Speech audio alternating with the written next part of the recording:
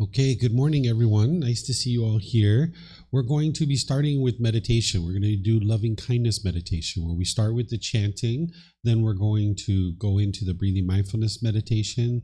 Then there's those phrases that I'm going to be saying, and you can repeat those in your mind on the out breath. Then we're going to come back to the breathing mindfulness meditation and back to the chanting. And then after that, that's where I'm going to start our topics for today, where I'm going to teach you practicing in the world of the unknowing, relationships with non-practitioners. This is going to help you with people who aren't practicing the teachings. Then after that, I'm going to be sharing with you the next topic, which now it just kind of escapes my mind what it was. But we'll see it when we get there. And then in the afternoon, we'll actually be sharing with you how to share the path to enlightenment with children, or anybody really. It's geared towards children, but even if you don't have children, you might be interested in sharing the path with other people. So I'll help you guys to be able to understand how to do that. So if you'd like to join for meditation, you can sit on the floor, in a chair, whatever makes yourself comfortable, and you're welcome to join in the chanting, and then I'll come back in with the guidance. Arahang Samma Sambuddho Mahakawa Bhutang Mahakavanang Apivateyami Savakato Mahakavata Tammo Dhammang namasami Supatipano mahakavato Savaka Sangho Sanghang namami Namo rasa bhagavato arahato samma sambuddhassa. Namo rasa bhagavato arahato samma sambuddhassa. Namo rasa bhagavato arahato samma sambuddhassa. Iti piso mahakawa arahang samma sambuddho Vicacaranang sammuno Sakato rokavitu Anutero purisa Dhamma sati satatawa manusrang Poto Bhagavati.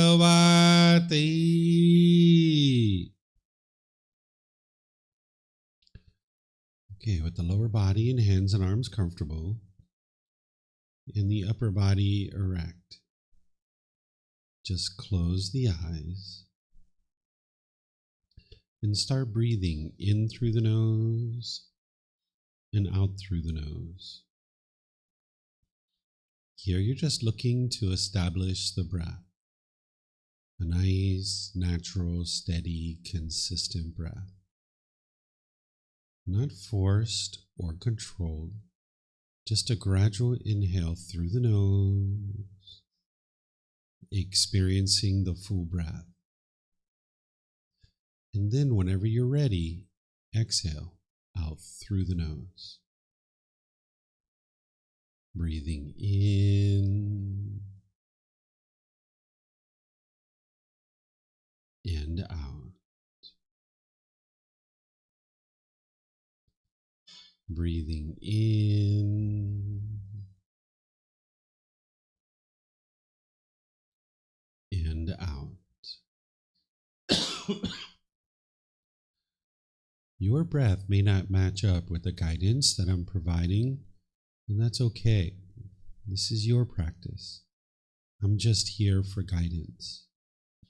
You can use this voice as a reminder that whenever you get to the next inhale, breathing gradually through the nose, developing a nice, natural, steady, consistent breath. And then whenever you're ready, exhale out through the nose, experiencing the full breath. Breathing in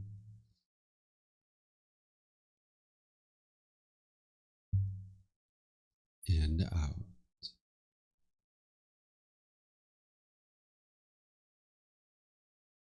Breathing in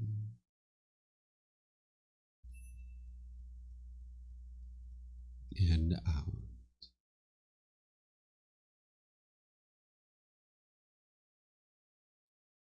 With the breath well established, start fixating the mind on the breath, either the sound of the breath coming into the nose or the sensation of air moving over the skin into the nose.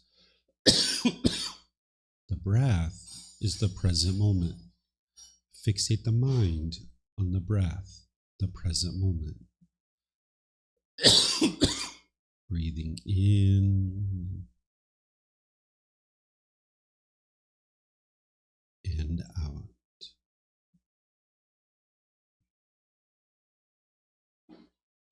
Breathing in and out.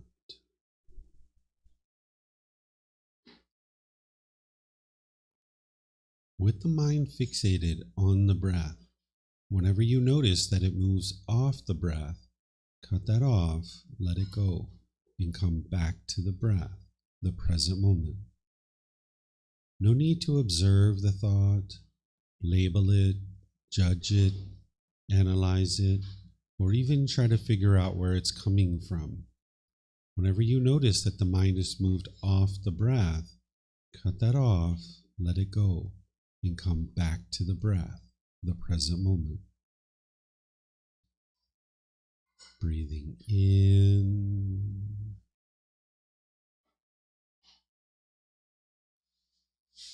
and out.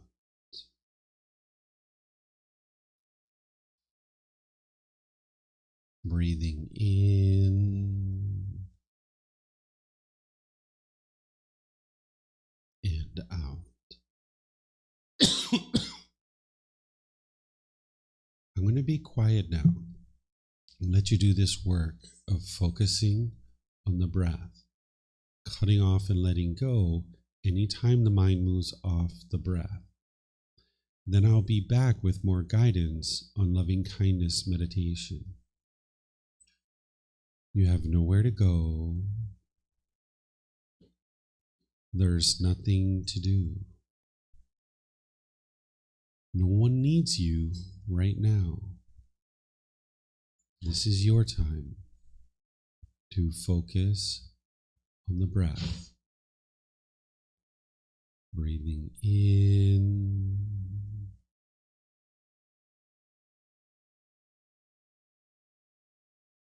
and out.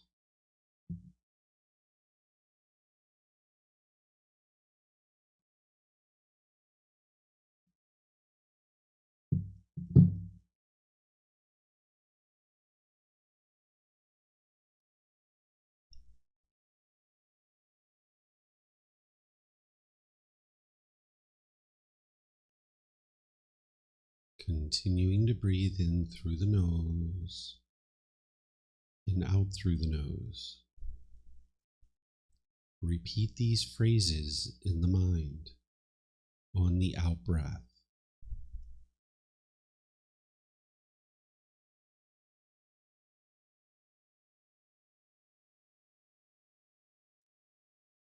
May I be peaceful.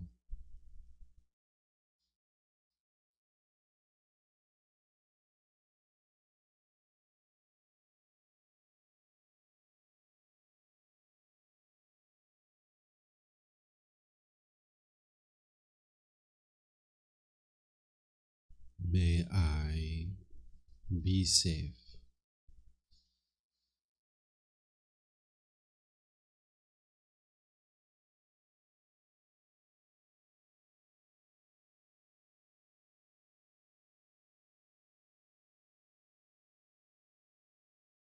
May I be well.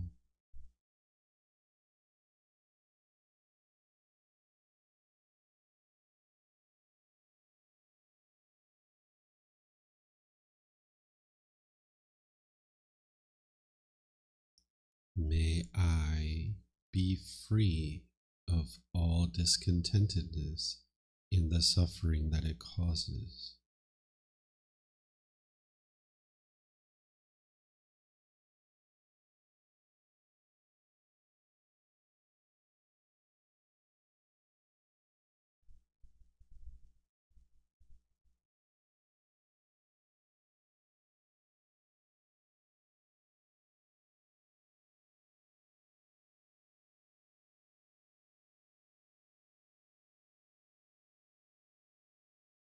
May Mom and Dad be peaceful.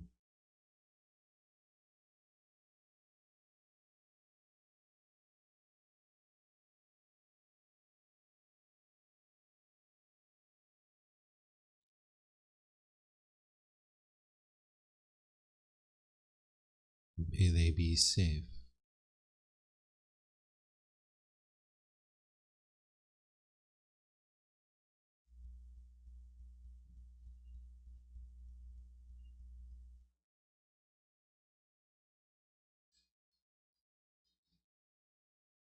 May they be well.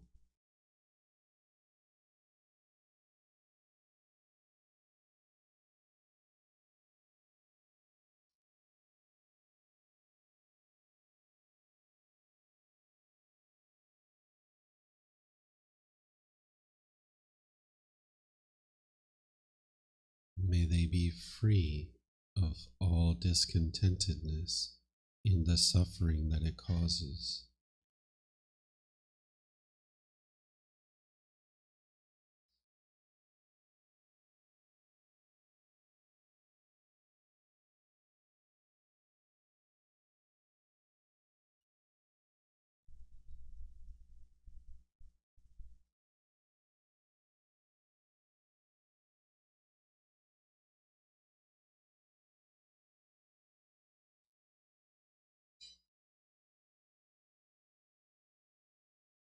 May my family, friends, co-workers, and neighbors all be peaceful.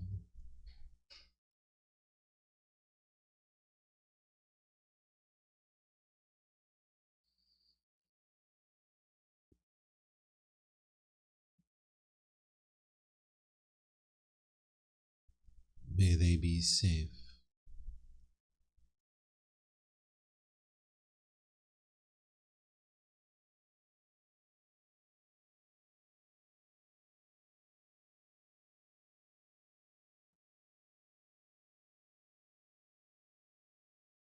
May they be well.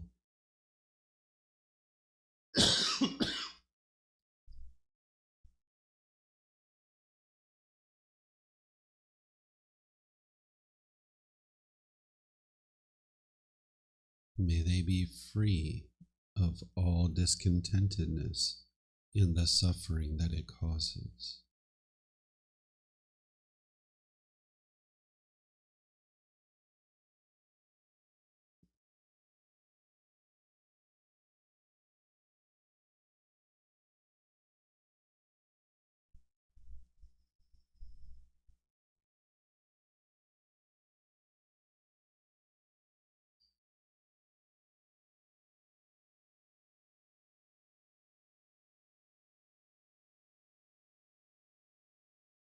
May all those who have caused me harm be peaceful.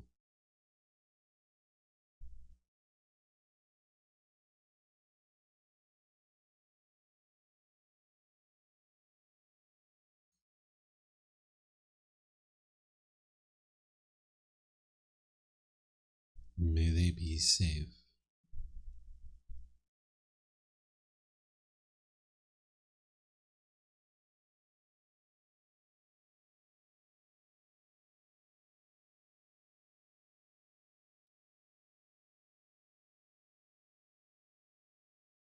May they be well.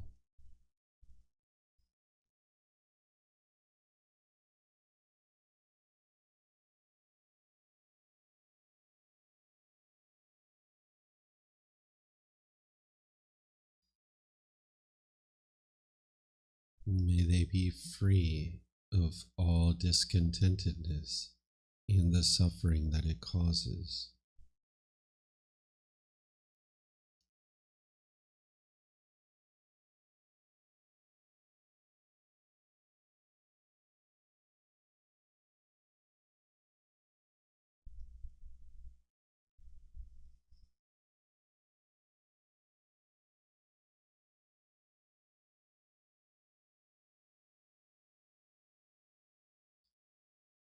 May all those who I have harmed be peaceful.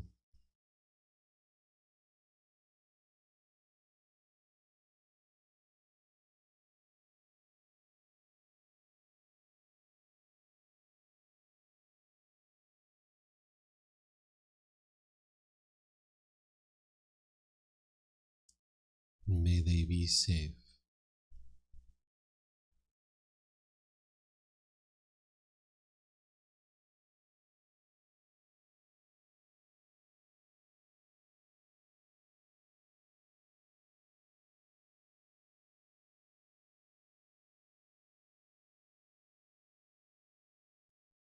May they be well.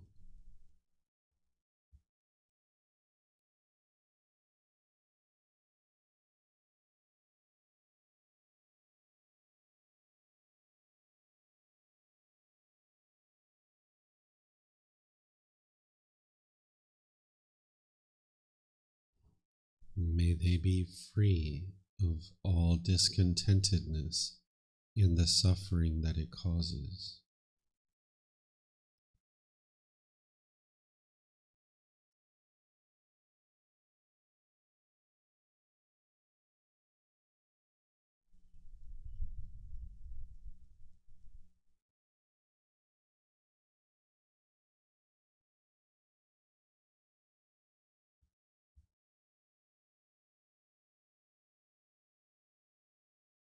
May all beings, wherever they reside, be peaceful.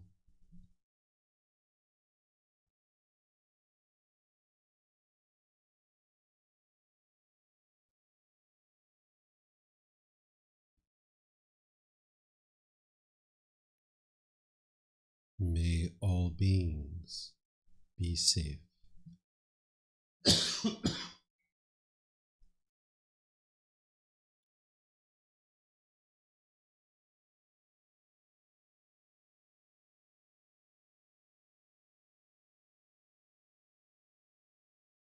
May all beings be well.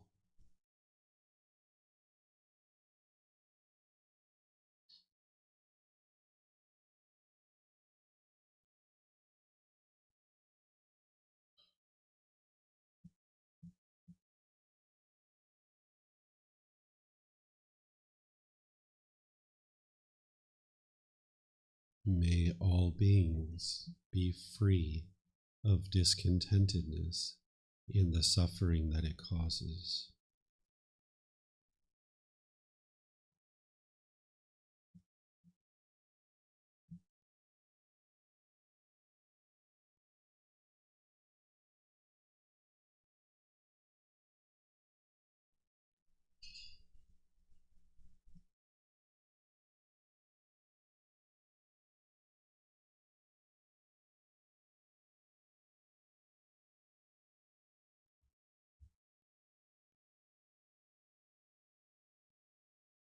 Now return back to breathing mindfulness meditation, focusing on the breath, cutting off and letting go anytime the mind moves off the breath. Breathing in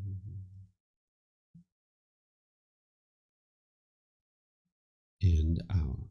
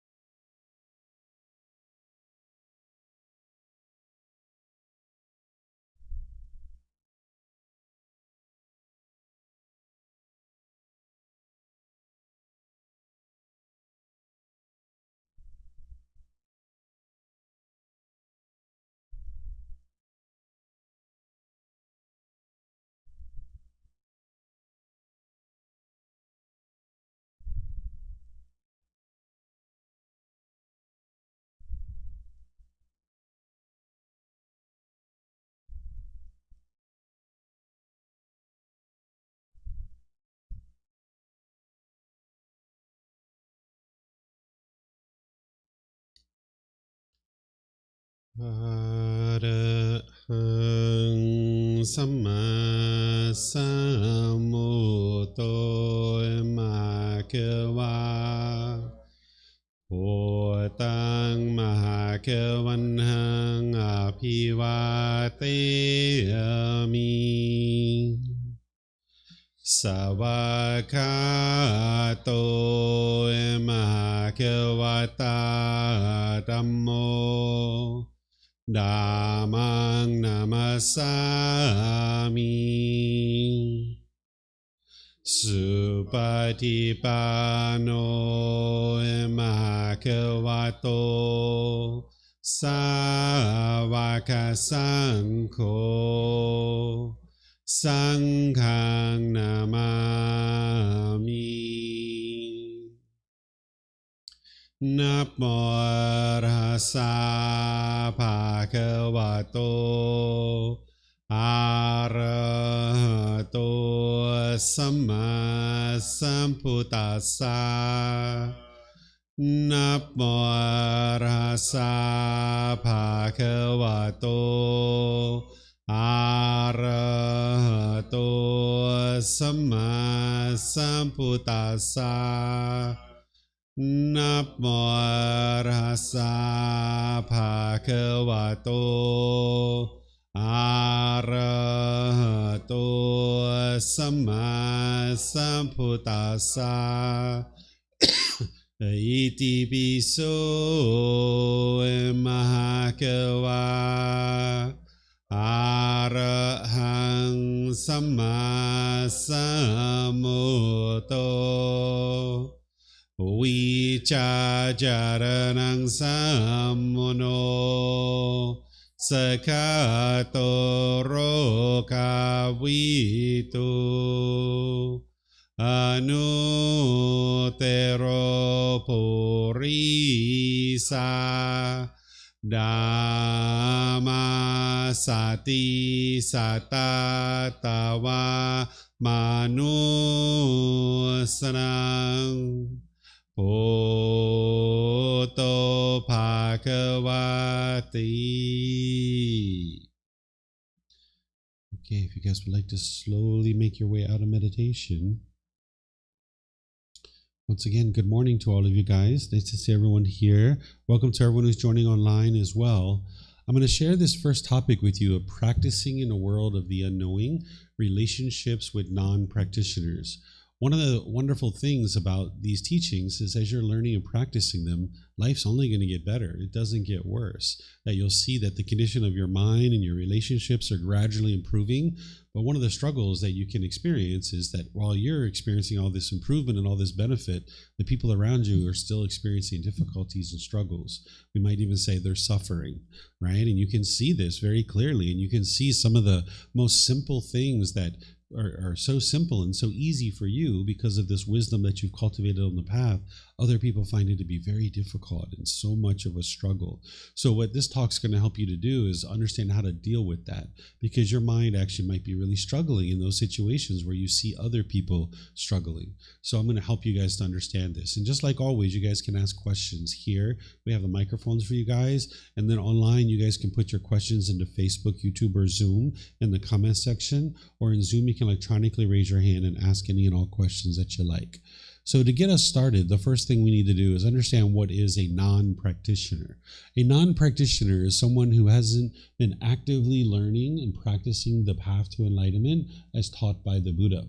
The Buddha referred to this type of person in his discourses as an untrained worldling, because this individual is holding on to the world and their mind is untrained.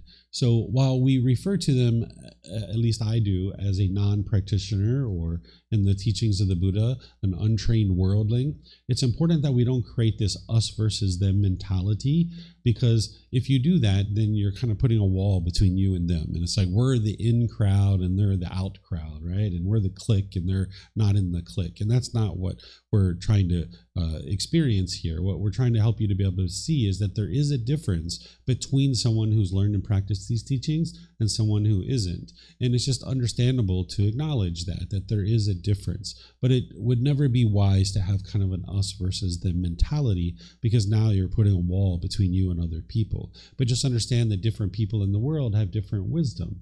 Even people who are actually studying the teachings of the Buddha, they might tell you that they study the teachings of the Buddha. You should never assume that they actually know the same things as you. I've had people come in to learn with me at the temple in Chiang Mai, and they'll sit down in front of me and they'll say, "Hi, David, I've been a Buddhist for 30 years, and I was a monk for 15 years. And I was like, "Oh yeah, really? That's great.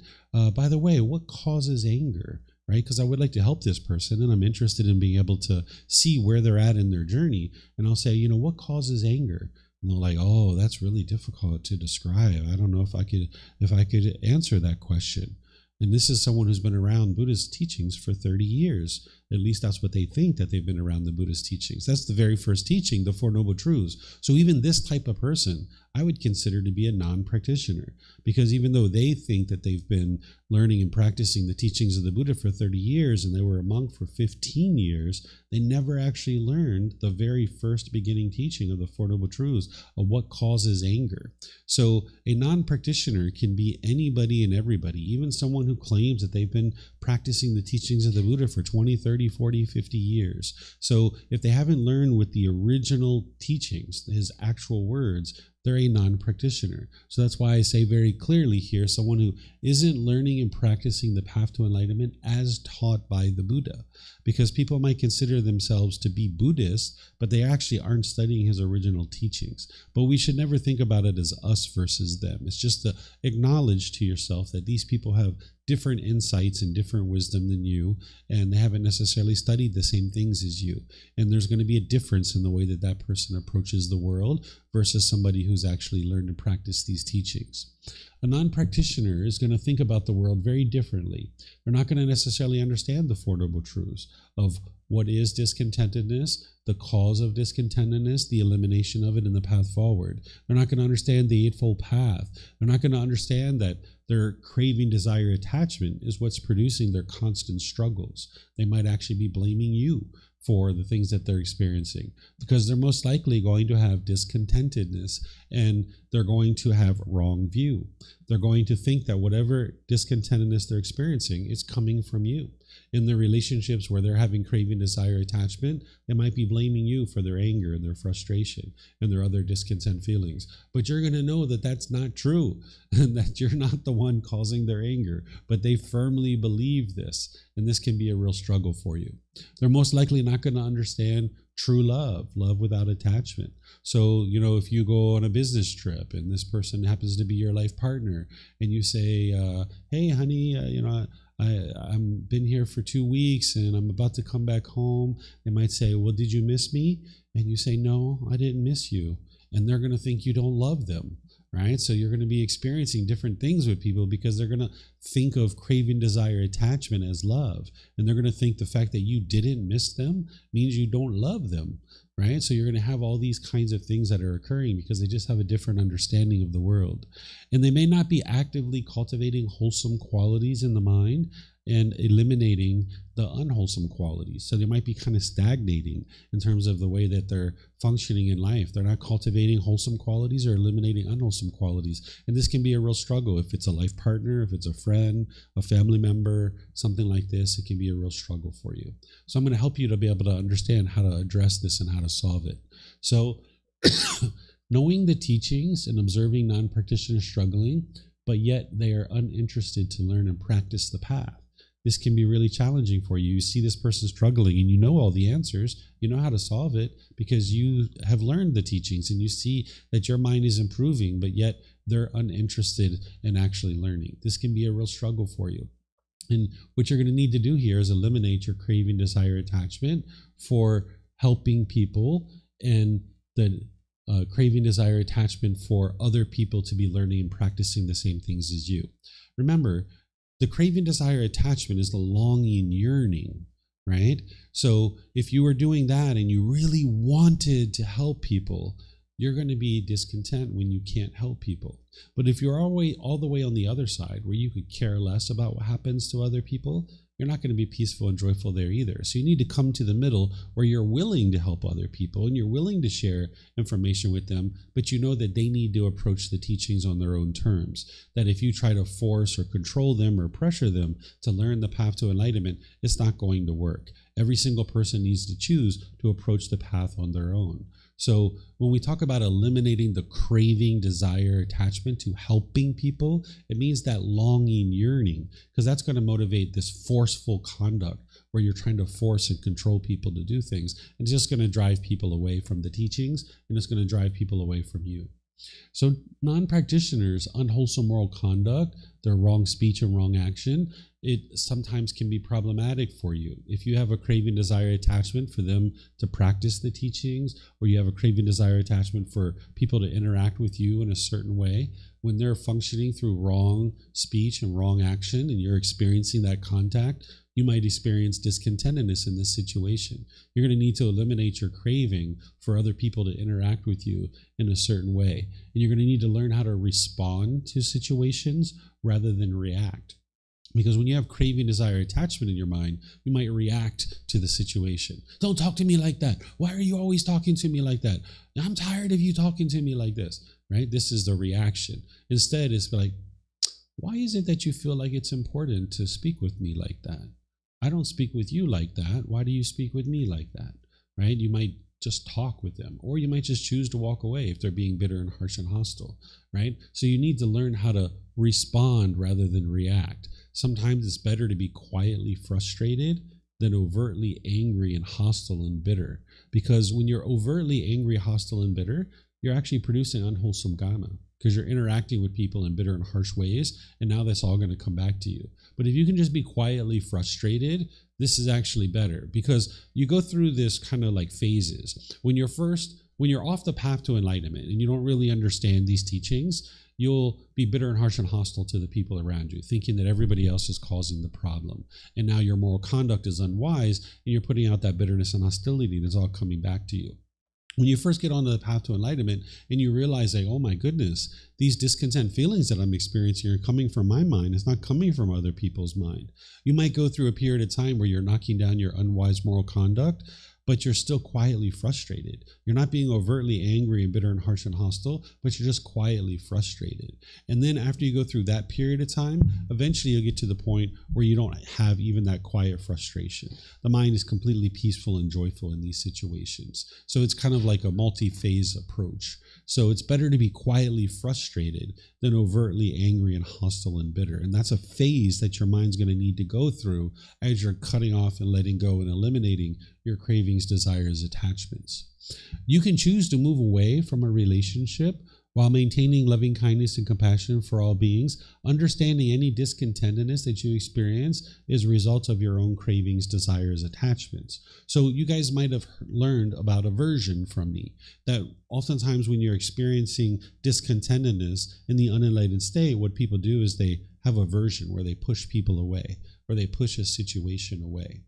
This is unwise. What the mind's doing in this situation is it's thinking these painful feelings that you're having is being caused by this person, and the mind thinks if I push this person away, that's going to solve my problems. And you might have done that in the past, where you've pushed away friends or family members, and you can see that that didn't solve your problem, that you still get angry or frustrated or irritated. So you can choose to walk away from relationships, realizing that it's unwise to be in this relationship and it not be aversion. It's possible for you to do that. The difference is what's going on in your mind. Are you maintaining right view or not? If you walk away from a relationship and you push this person away thinking that that's going to solve your problem, that's aversion, because you have wrong view. But if you're looking at the situation and you realize it's best for you to move on from this relationship, and you know any discontentedness that you're experiencing is coming from your own mind, this is maintaining right view. This isn't aversion.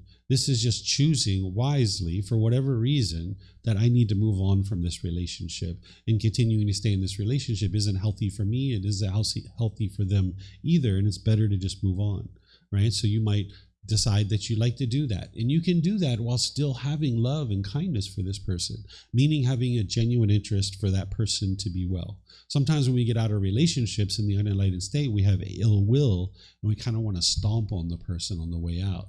And if, feel like that, wow, we got them, right? And like, I'm the one who, got out of this relationship and now I'm going to stomp on this person and do something really aggressive and hostile and bitter toward them. But you don't have to end relationships that way. I actually was married initially to a person, a Thai woman. We were married for 5 or 6 years, and we actually got out of the relationship without any of all the fighting and I'm going to win and I'm going to steal from you and I'm going to take this and I'm going to take that. We were able to figure out a win-win solution where she was able to leave the relationship and win, and I was able to leave the relationship and win too. And you can do that if you're in relationships. You can figure out how you can both win and walk away from the relationship whole, instead of one person winning and one person losing, which is typically what people look to try to do. And everybody, I want to win and I want to stomp on this person on the way out the door. But if you practice loving kindness, where you have a genuine interest in seeing this person be well, the fact that this relationship's over doesn't mean we need to stomp on each other. We can just have a genuine interest in seeing each other be well and move on from the relationship, understanding that this relationship is not permanent, and now we can find a win-win for us to leave. So you can move out of a relationship and still maintain right view, and this wouldn't be aversion. From the outside looking in, it looks exactly the same. There's a relationship that's coming to an end and people are choosing to move on. The difference is that you have right view in your mind. If you have right view in your mind, where you understand any discontent feelings are coming from your own mind, then this is not aversion. This is you maintaining right view and now choosing to move on out of wise decision making or discernment. You need to eliminate craving, desire, attachment, your wants and expectations for all beings to practice these teachings, because you can't force others to practice these teachings. And sometimes the mind does that. That oftentimes we might have been taught in other traditions that once you learn something like that, like this, you run out into the world and try to convince other people to do the same things that you're doing. But that's not what the teachings of the Buddha are. This is teachings for you to learn and grow and develop. And if other people are interested, they can come. We can put out Facebook posts, we can put out posters, we can do these kinds of things where people know that the teachings are available, but we're not forcing it or trying to pressure them to come. It's up to them to decide to come. If you notice, even when you guys are here each day for this multi-day course, you notice at the end of the day, I don't say, are you coming tomorrow? Are you going to be here tomorrow? Right? There's no longing, yearning. If you're here, I'll teach you. And if you're not here, I'm not going to teach you, right? Because you're not here. So it's up to each individual to come if they would like to choose to learn and grow and develop on the path. So if you're noticing that you're doing that kind of thing where it's like, are you coming? Are you going to be here tomorrow? This can be the mind longing, yearning for this person to come to a certain thing. So you need to get to the point where you don't have that in your mind. Okay. Some more on this topic is you can train the mind to be comfortable with accepting other people's choices and decisions, and that their choices and decisions aren't going to match to what you want or what you expect. That you can just make decisions for your life, and those are oftentimes going to be different than what other people choose. That if you're not craving permanence, you can be completely comfortable in that situation. The problem isn't that other people aren't practicing the teachings, but instead that the mind wants and expects other people to practice the teachings. That's what's causing those painful feelings. And you need to be able to train your mind to let that go. Understand that you can disagree with others' intentions, speech, and actions while still choosing to remain peaceful and joyful. Right? Sometimes we feel like if someone doesn't do things our way, that we need to be angry and bitter and hostile and harsh. Well, if other people are choosing to do things in a certain way, then that's their choice. And you can just maintain your peace and your joy. And then understand that you can disagree with others' intentions, speech, and actions while still having loving kindness and compassion for them, not wanting others to say or do the same things as you. There's craving in there oftentimes, that when you start learning this good, wholesome moral conduct and you see how it's improving your life, you might have this craving for other people to do the same thing. And you need to make sure your mind's not doing that, because these non-practitioners who aren't practicing, It can be multiple years before they ever decide that they're going to make any improvement, or never. You'll have some people in your family that will never improve. I had an uncle that drank himself to death, literally.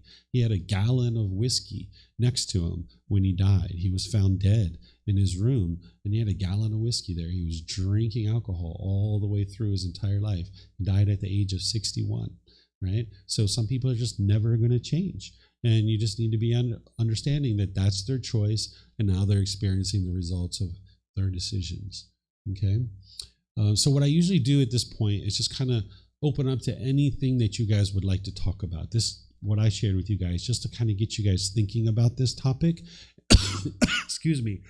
And if there's any struggles that you guys are experiencing in your relationships, we can talk about those, and I can help you with those. Is there anything that you guys need help with right now, that you're maybe in certain relationships, or maybe a certain relationship has recently ended and you're struggling with certain things? Is there anything you guys would like to ask? Yeah, Tara? Okay. Pass you mic. This cough just doesn't want to leave.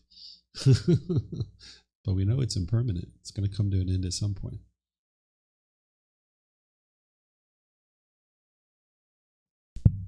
Hello? I just have a question, and it probably doesn't relate to where we're going in this discussion, but I like to do it because I heard that if you open up and ask your question, that's the best thing you could do. If I just let myself be held down or compressed, then that's something that is stupid and I shouldn't do. So, I was on the path in my life and believed that everything that I seen would come back to me. I'd get to experience it.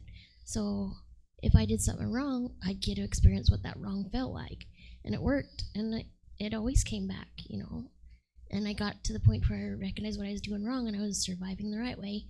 And it got really good. And I was like, well, I must be doing right things, because I don't get the thing to come back to me, and it doesn't change my mind and feel bad and humiliating. So I must have done it right and changed it. And then I thought, well, that's not fair. We want to do things right. And so I thought, well, there should be a way that you should always see a sign and read it and be able to do it right, instead of like the first time I was experiencing it, because I didn't know until I'd experienced it. So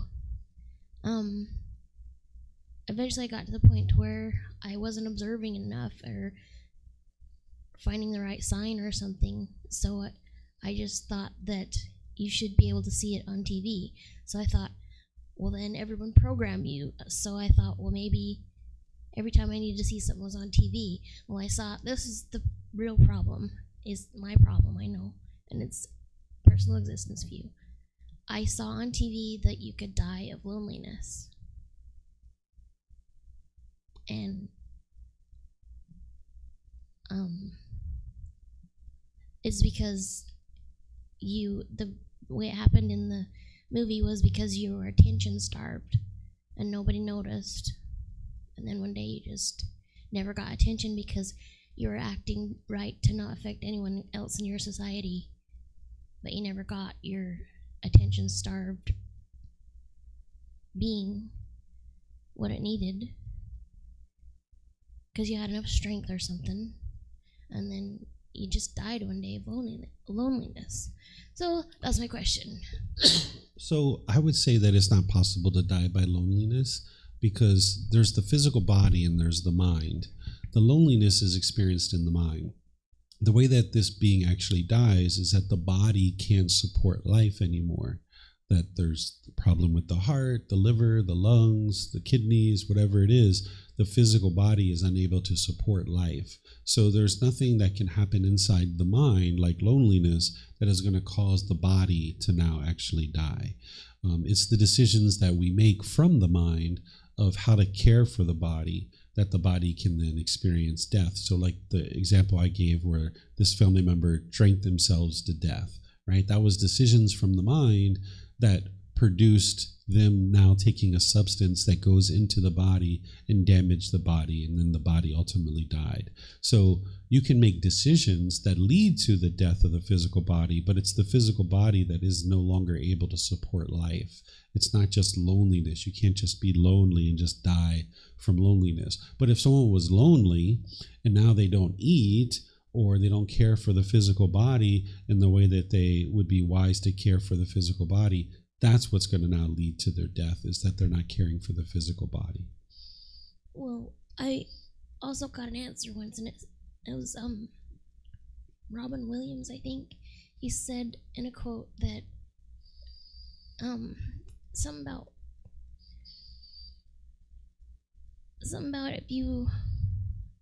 the loneliness thing that made sense. Mm-hmm. And I was like, why are humans so stupid? Why would they put that on TV? Yes. Do you remember when we were spending time together this week, and I was sharing with you that it's best to not think of the world as right and wrong, and now, stupid and thinking like this? This is being judgmental. This is the mind's conceit. Because when we think about right and wrong, then it leaves the impression with the mind that there's a right way to do things, and that's the mind craving permanence. And now there's all these wrong ways to do things. And that's the conceit that thinks that my way is the right way and everyone else's is the wrong way.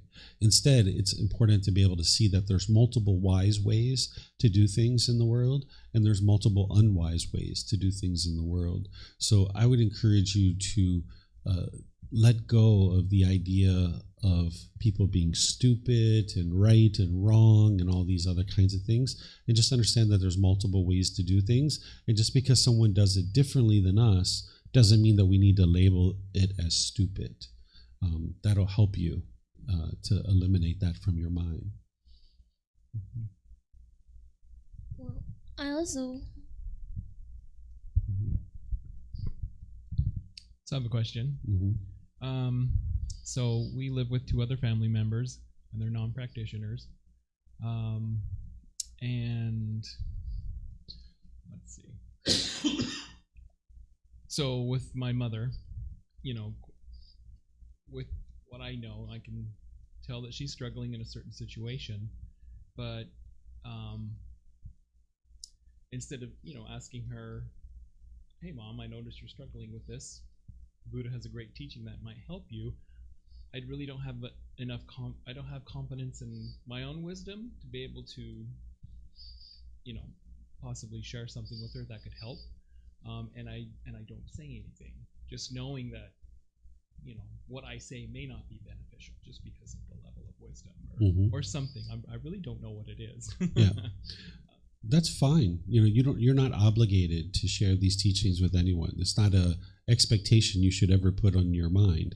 If you feel like you can share, then you share, and if you can't, then you don't. And it might take you multiple more years of developing your own wisdom before you think that you're able to share, or you may not ever be able to share the teachings. One of the ways that you can do this, because yesterday we were talking about how the Buddha teaches you to settle your parents in confidence and moral conduct and generosity and wisdom. One of the ways you can do that is, I don't know if you've tried this, where you just take that first book and you have a printed version of it, and you just leave it on a coffee table somewhere. And if Mom would like to pick it up and start reading it, then that's her choice. And you're not forcing her, you're not telling her to do it, you're not trying to control her to do it, but you just leave it there since you guys live together, and now she can pick it up on her own and choose to read it if she'd like. So that you can do these kind of like little skillful things. Or one of the things that I used to do sometimes when my wife was in the living room is I would go downstairs in the living room and I would edit my podcast in the living room so she could hear the podcast. And if she chose to listen to it, it was her choice to listen to it. I could have very easily stayed in my room and edited it there, and sometimes I did. But when there's a certain topic that I knew that would be helpful for her, I would just come downstairs and edit the podcast where she would be able to hear it. So you could potentially be listening to a YouTube video or a podcast while other family members are around. This kind of helps them, if they choose, to listen to it, because they might choose to leave the room too, right? Or they might choose to be in the room and just tune it out. But these are some things that you can do where if you yourself don't have the ability to share, that you can maybe help this person to be able to hear some things that would be beneficial for them. It's funny that you say that, because she's usually upstairs and Mhm. we're usually downstairs, but the sound travels easily because we don't have any doors to close or anything. Mhm. And I do think that she does listen when we listen to your videos downstairs, just because we've seen like incremental improvement in her behavior. Yeah. I don't know if that's it, but Yeah, and one of the you things, saying that. yeah, so that's one way, but also, people learn from spending time with you, right? If you used to do things in an old way where you would be bitter and harsh and hostile or whatever it was that you were doing in the past, those people around you will tend to function that way. But now when you start shifting and changing, and you guys doing it as a family, the people that are around you, they're going to be influenced by that. So they can see that, whoa, he doesn't get angry at that. And now they see a different way of doing things. They can start to see this better way of life. So that's another way that people learn, is just through spending time with you. And this is why you'll see the Buddha talks about like towns or cities that make it available for enlightened beings to come there and live comfortably, that it's really good for the population of people that they have all these enlightened beings as part of their population. Because if these enlightened beings are walking around, interacting at the store and at community events and interacting, people are going to slowly learn. So like in Thailand, where I live, there's a fair number of people who are learning and practicing these teachings, and you'll see that it influences the way that people interact. Like the whole town that I live in, people are very kind and polite and loving and respectful, and it's so easy to go about the town. And I don't know, you weren't with us yesterday, but when I went to lunch here, this place that we went to, I just asked for ketchup, and they were like, "It's in the box," and like really grumpy and irritable. That would never happen where I live in Chiang Mai, Thailand. That if people acted like that in their business, that place would be out of business in like a heartbeat, because people wouldn't go there anymore. But here, the options are so few and far between that a business like that can actually survive, because people will still go back to that place, right? So as a population of people make space for more and more enlightened beings to come into that population, it will gradually influence the people around you. And you can see this in families, you can see this in even larger populations of people too that aren't even related. Okay, thank you. Yeah. So I have a close friend, and she isn't practicing the teachings, and for a very, very long time, she has been very sad and in a very bad place for herself. And over the time, I've noticed that my mind has an attachment to her. It wants her to be happy all the time, and it doesn't want her to be sad. And I'm wondering, what are some active things I can do to help eliminate that attachment to her? Yeah, we're going to talk about that. I think that actually might be our next topic. Let me see. Yeah, how to eliminate attachment to the people who are closest to you. I'm going to be teaching that. So I'll be sharing that with you here in a bit. Okay. Mm-hmm.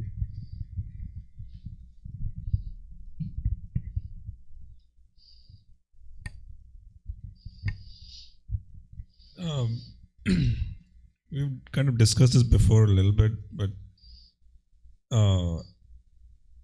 at work, I do have trouble with people who like kind of lie to make their point and get their things across. That kind of triggers me in a wrong way, where they're kind of blatantly lying. I think I've discussed the issue with the manager before. There are many cases where people try to not speak the truth just to get their point across and get their way of doing things. And so I guess how do I deal with that? So you just know that these people aren't truthful, and that whenever they say something, you never accept it on face value, that you investigate for yourself and independently verify it. If I was working with a lot of people who were regularly lying, I would find a new job, because in that kind of environment where people are lying, would be very difficult to ever build a professional career with people who are regularly lying. But if you're going to continue to stay there, and for whatever amount of time that you do stay there, be sure that whenever somebody says something, that you don't just adopt it as truth, that you investigate it for yourself. Yeah, I mean, I had difficulty like just building trusting relationships in that place, because it's very difficult to know like who's like speaking the truth or not speaking the truth, or like, you know, I mean, this is probably the first time I've had such a issue with like building trustful relationships in my career, because everywhere else I've been, it's been relatively easy. You know, you talk about something, the other person understands what you're talking about, or maybe they don't understand all the time, but that's fine. But at least once things are understood, and people like stick to what has been understood and discussed. But here it just seemed like people are either will try to like put their own opinion on things, or try to get their things away, or like go back on whatever has been discussed. So unless you write something down and everything is like signed off, people just don't like you cannot trust anybody to like take them at the word. So it's kind of very difficult to kind of have a trusting relationship with people, and like and work together as a team from that perspective. Do you have a question? Yeah, I guess the question you already answered the question. So, okay. All right. Thank you. All right. Anything else you guys would like to ask? Yeah. I need to frame my question. Okay. All right. So let me ask you guys a question. I can move into this next topic because this topic didn't take very long, and then that way we'll have a really kind of extra time at the end of the day. We actually might finish up a bit early. Would you guys like to take a break here, or would you like to just continue on and keep learning? You guys are okay? Okay, because it's only been an hour that we've been together. Okay, all right, so let me share this next topic with you guys. This is practicing non-attachment, how to eliminate attachment to those who are closest to us. These are some of the most challenging attachments to eliminate. Your parents, your siblings, your life partner, your children. These are the relationships you probably struggle in the most because you have the most deep craving, desire, attachment. And they're also the most challenging attachments to eliminate. My wife and my son, even I was helping them to eliminate their attachment to each other. It took them a good 5 years just to eliminate their attachment to each other. So it's going to take you some time to eliminate these attachments that you have to some of the people that are really close to you. But what I'm going to share with you here is going to help you to be able to understand how to do that. Okay? So the first thing is that you need to acquire wisdom. You're going to see this with all the discussions that I share with you, that you need to cultivate your own wisdom.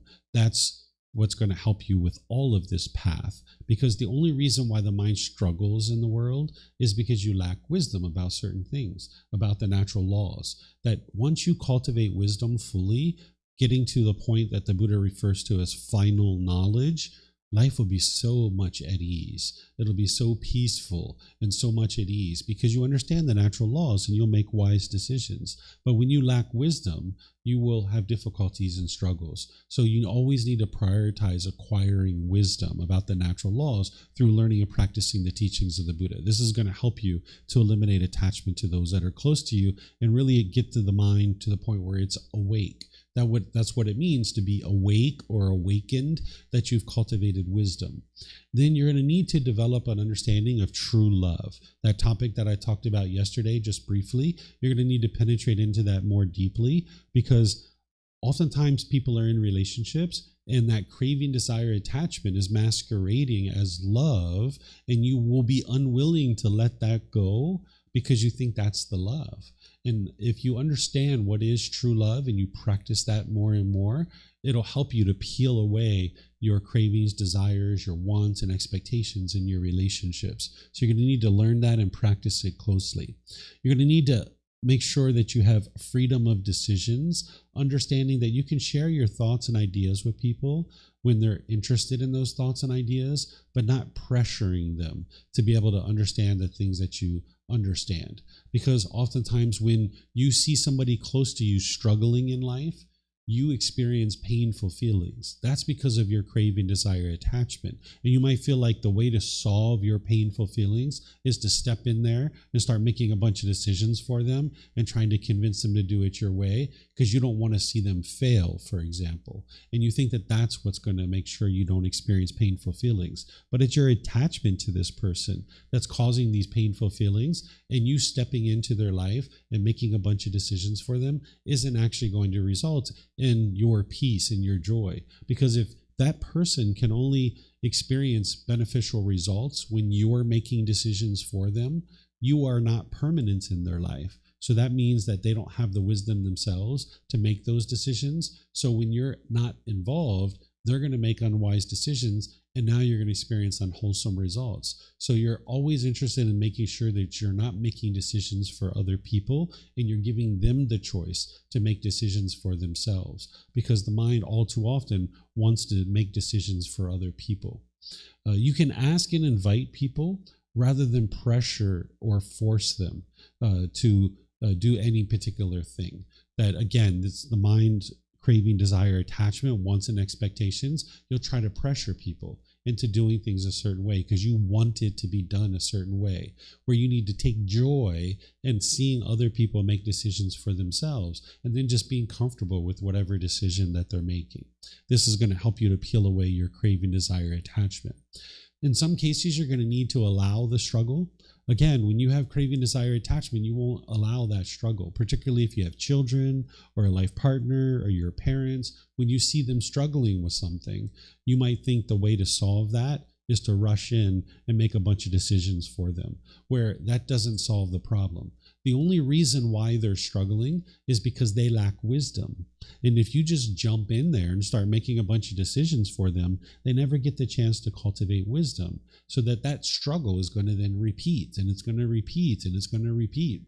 So you need to be willing to allow the struggle. I'll give you an example of this. That my son, when he was growing up, he's now 13, he was hanging out with some certain children in the village, and me and my wife could tell that these children were into unwise things. And he was 7 or 8 years old, and we advised him, and we said, hey, those boys you're hanging out with, we don't think you should hang out with them. You're going to end up having problems if you continue to hang out with those people. And he was like, yeah, but those are my buddies. Those are my friends. I want to spend time with them. I want to go play. We're like, all right, well, you do whatever you would like to do, but we're just letting you know that we think it's unwise for you to be able to spend time with them. So he still went out with them, and we knew he was going to struggle, and we knew he was going to have difficulties, but we just allowed that struggle to happen. And over the course of multiple weeks and months, he started having all these different experiences with these children where they were actually stealing from him. They were dumping water on his head and putting buckets on his head and all these different things. And he would come home sometimes, he'd be all wet, or he'd come home and his motorbike helmet or his bicycle helmet was gone, and he didn't have his bicycle helmet, and we had to go track it down in the village and find out who took his bicycle helmet. And so we had all these different issues, and eventually he stopped hanging out with those boys, and it was his decision to stop hanging out with those boys. But then what I noticed is when he started entering into different schools, he was really good at making wise decisions of who to spend time with. That when he started making friends when he was 10, 11, 12 years old, he started making really wise decisions about who to associate with, because we allowed that struggle, and he cultivated the wisdom to be able to see what is wise and what is unwise. And now he has that wisdom to be able to make decisions of who to spend time with. Whereas if at the age of 7 or 8, we would have forced him to not spend time with those particular boys, then he would have never cultivated the wisdom, because we were making the decision for him. He wasn't making the decision for himself. So we needed to allow that struggle to occur. And if you're attached to your child, or you're attached to your life partner or your parents, you'll find it difficult to do that. But you need to step back and understand that the struggle is part of the process of cultivating wisdom. This is one of the ways that you've been able to cultivate wisdom, is that you've struggled through different experiences, and it's allowed you to cultivate wisdom. And now that you have that wisdom, you might be trying to avoid the people close to you from struggling, but you can't stop them from struggling. If they're choosing to struggle, they're going to struggle. You can offer them advice, you can offer them suggestions, you can let them know that you're willing to help them. But if they're unwilling to receive the help and the guidance from you, then they're going to struggle. And that's part of the process of cultivating wisdom.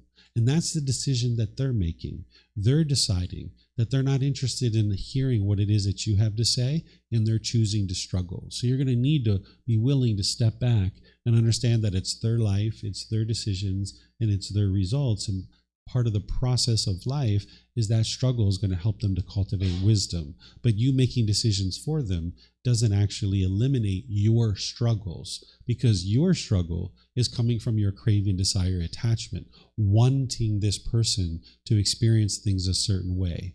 And you need to eliminate your craving, desire, attachment. Just making decisions for them doesn't eliminate their struggle, and it doesn't eliminate your struggle either. Understand that each individual that you're around, they are individual beings. We refer to these people as, this is my son or my daughter. This is my boyfriend, my girlfriend, my husband, my wife, my partner. They're really not ours. They don't belong to us, right? They are their own individual beings, and you need to be comfortable with them making their own decisions and provide them the opportunity to be able to do that, so that you can step back and you're not putting your expectations on them. Understand that discussions versus forced agreement is important, that you can't just force people to agree with you, trying to convince them that you're right and they're wrong. You need to learn how to have discussions with people and let them come to their own conclusion about any particular topic. It's helpful to have time alone, that sometimes you spend a lot of time with the people who are close to you, and you get very clingy in those situations where maybe if it's a life partner or a child, you might be sleeping in the same bed together, you might be eating together, you might be going out and doing things together, and you're together a lot. And when you're together a lot, it provides the mind the opportunity to grab on. So it's important to do things alone sometimes, whether it's shopping, going to the movies, going to restaurants, even sleeping alone. This can be helpful sometimes. That sometimes we think that if you're sleeping separately as a couple, that there's something wrong, but there doesn't have to be anything wrong. It can just be a choice that you guys are making, that maybe everything's going wonderful in your relationship and you're just choosing to sleep separate sometimes. Because when you choose to sleep together all the time, your mind can get attached to this. And now when they're gone on a business trip or something like this, you have a hard time sleeping. And this sleeping together actually allows the mind to grab on. So even when things are going well, maybe 2 or 3 times a week, you choose to sleep separately. Or maybe you do it for like a whole week or 2, you sleep separately. And then you sleep together sometimes, and you sleep separately, and then you sleep together. This is going to help your mind to be able to let go. So learn to be comfortable with silence, that when you guys are together, you don't have to always be talking all the time. Communicate with a purpose. When people go away, maybe they're going on a business trip or something, sometimes if there's craving, desire, attachment, you might just call or message each other, like, what are you doing? What are you doing now? I miss you so much. Why did you have to leave? When are you coming back? These kinds of things. This is just reinforcing craving, desire, attachment. It's better to speak with a purpose when you guys are communicating. Your meditation and generosity needs to be continuous and ongoing.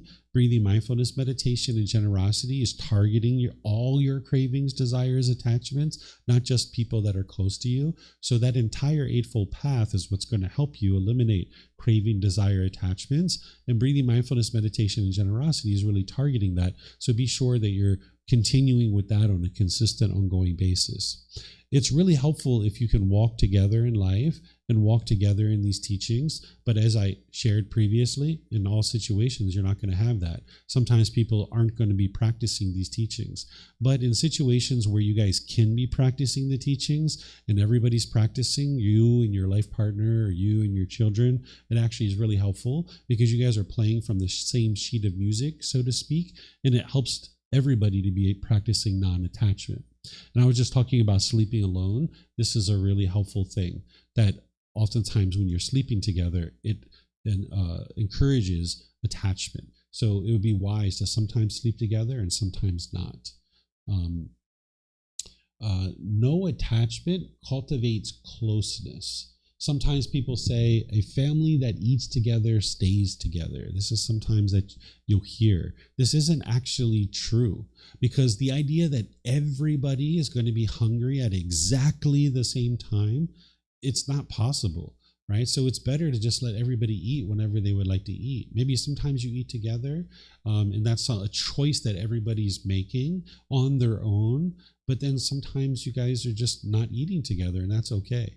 I can tell you that in a month, me and my family, we maybe eat together once or twice in an entire month, right? Because the idea of all of us syncing up to be able to be hungry at exactly the same time, it's very rare. So the way that we have our place set up is we have an eating table, but then we have sofas around the eating table, so that like if my son is eating at the table, I can go in there and hang out if I like while he's eating, but I'm not necessarily eating myself, right? So you would like to be able to understand that some of the things that are in culture, like a family that eats together stays together, isn't exactly true. But oftentimes our mind is conditioned to think that way, that now we might be trying to force the entire family to eat at the same time. And if you look at families that do this, they usually argue a lot at dinner time because people don't really want to be there. They would rather be doing something else. And now there might be someone in the family that's kind of forcing everybody to try to eat at the same time, where it's better to just let everybody eat at whatever time frame that they would like, and not everybody needs to eat together. In a culture like this, it tends to be like that a lot, because even the restaurants, they will all bring out the food at exactly the same time. And people think that I can't eat if other people don't have food. And people have even maybe taught you that this is somehow rude, that if you're sitting at a table and one person's eating and the other people aren't eating, that somehow that's rude.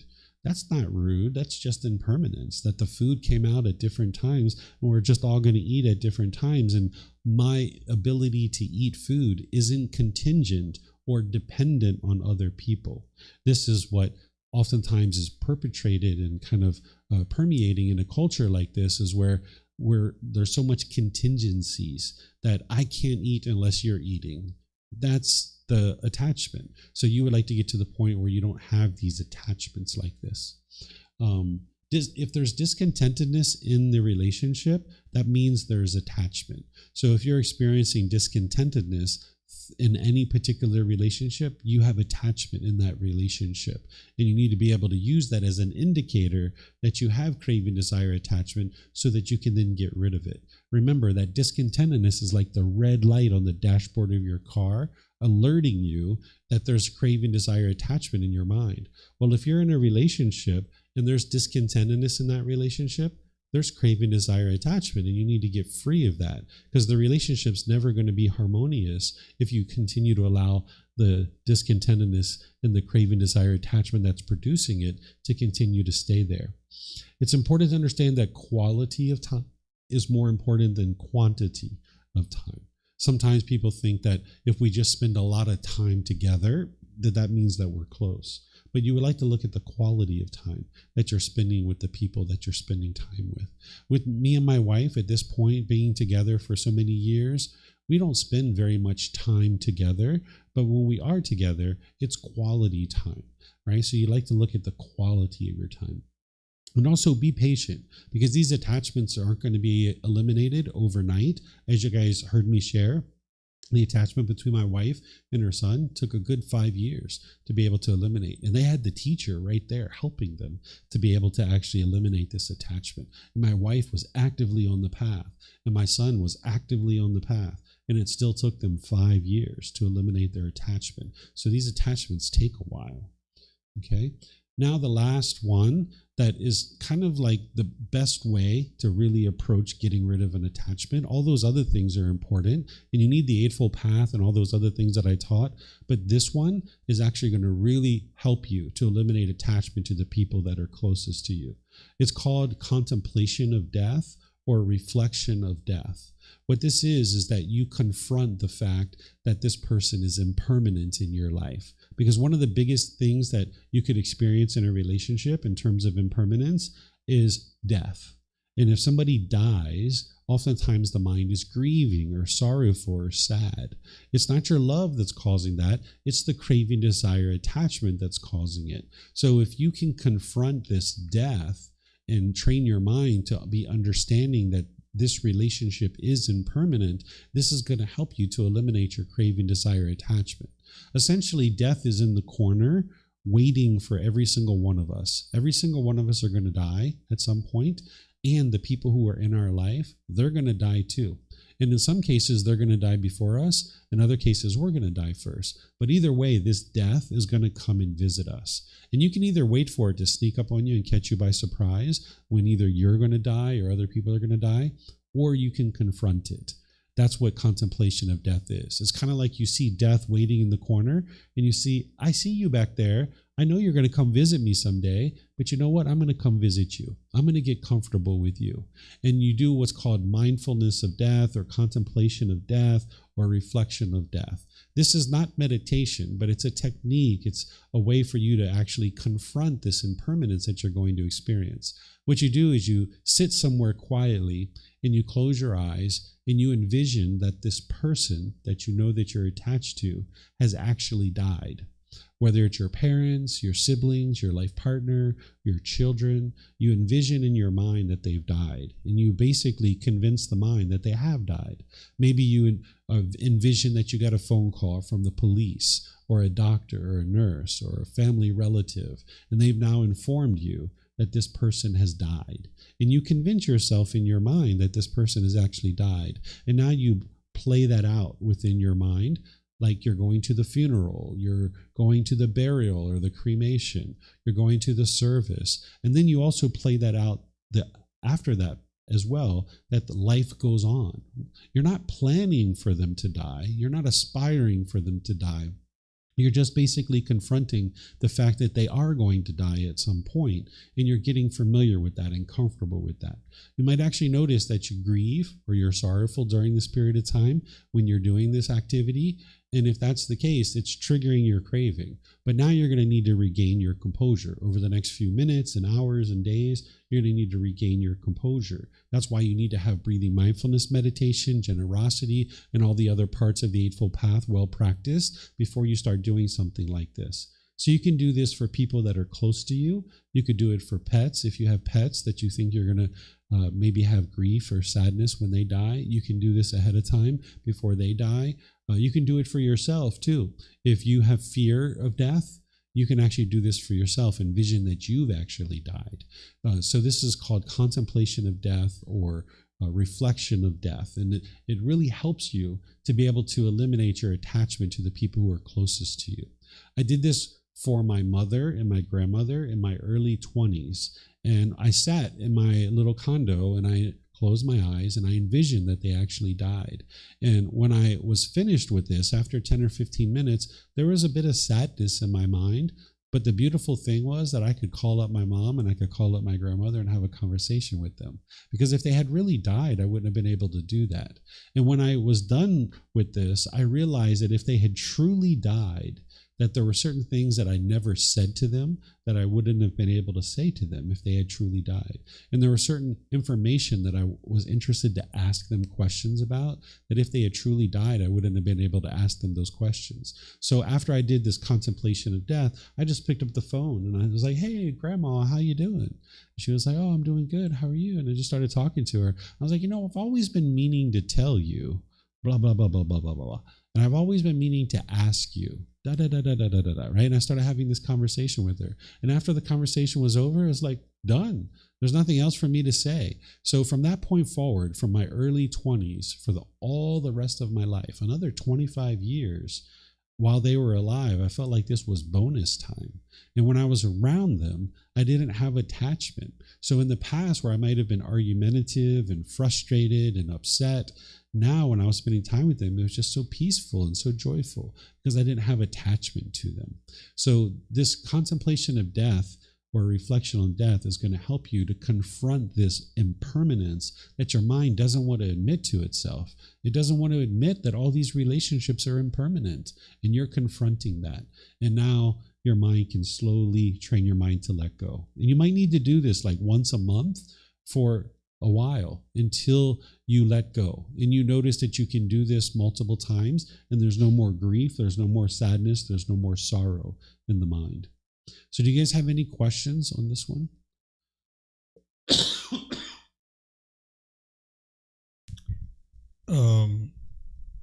I do have a question. When you said let people make their own decisions, but sometimes people are not willing to make decisions.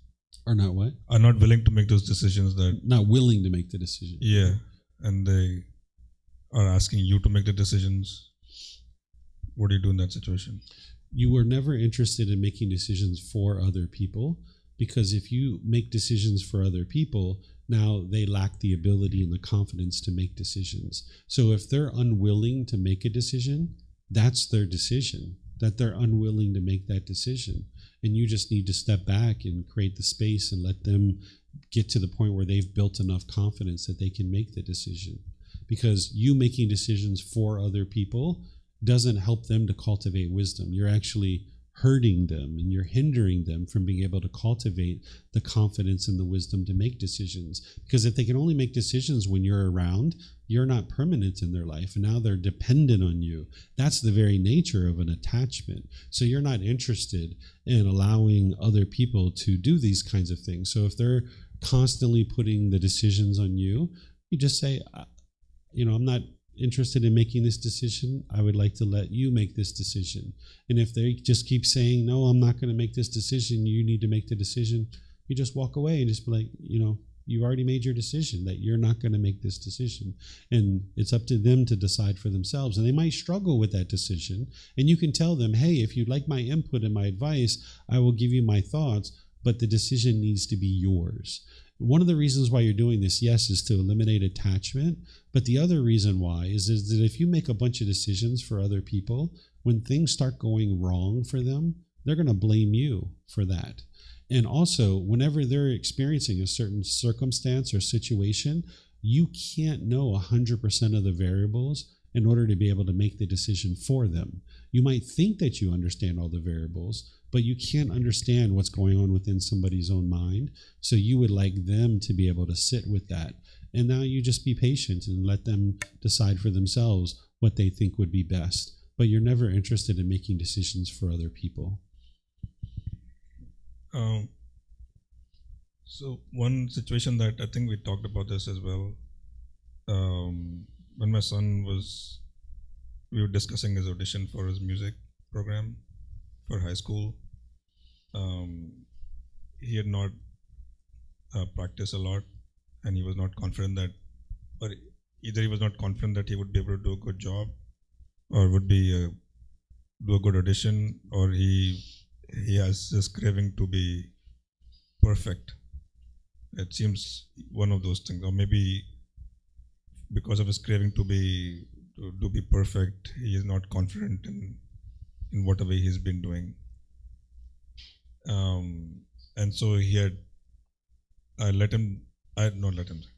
I'd asked him what he would like to do, whether he had to do 2 auditions, one for jazz and one for concert band.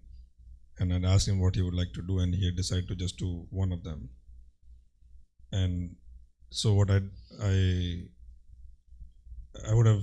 was interested in making a different decision, like to do audition for both. So then I actually talked to his teacher, his drum teacher, and asked him to say that if he could talk to them and make him aware of that it doesn't need to be perfect, but he could just put his work in and see where it goes.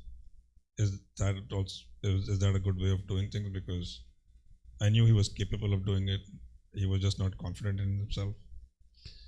You know the lingo to say that I was interested in him doing both, but that was your craving, that was your expectation, and now you convinced this other person to talk to your son so that your son would then be willing to do it your way. Your son made a decision. He said, I'm only interested in auditioning for one. You can say to him, I think you have the ability to do both, and I think it would be wise for you to do both, but whatever you decide is a choice for you to make. And you just leave it at that. Because when you go over and you start getting other people involved to try to convince him, that's your craving, that's your expectation. Okay, but in the end, the decision to do both was still his, right? What's that? In the end, to do both the audition was still his, like, even when the other person, I understand my craving here, but in the end, the decision, the teacher talked to him, and then my son was the one who decided that he would do both, right? It's not like I kind of forced him to do it. Yeah, but oftentimes when you're doing things the way that you just did, he made that decision potentially in order to please his teacher. He didn't do it because of what he was truly interested in. He now adopted this expectation of his teacher, who might have put this expectation on him to now do this. And now maybe he did choose to do it ultimately, but he's doing it based in craving. And now let's just say he's doing both bands, and now he realizes it's too much for him. And now maybe his grades are not as good. And now you're upset about that. So if you try to convince other people to live their life in the way that you want them to live it, you're not going to be pleased. You're going to constantly be trying to tweak this other person's life, where you need to step back and let each person make their own decision. So he made his decision. He said, I'm only going to apply to one. Just accept that decision. That's his decision, rather than try to convince him through other means to be able to do it your way, because now he's working himself into a life that he may not particularly enjoy, and he might be overloaded with certain things, and he's only choosing to do these things because of the expectations of the adults around him. And that's not a good way to be able to guide this person in life as a father. You would like him to make his own decisions about what he would like to do. How do you guide, like in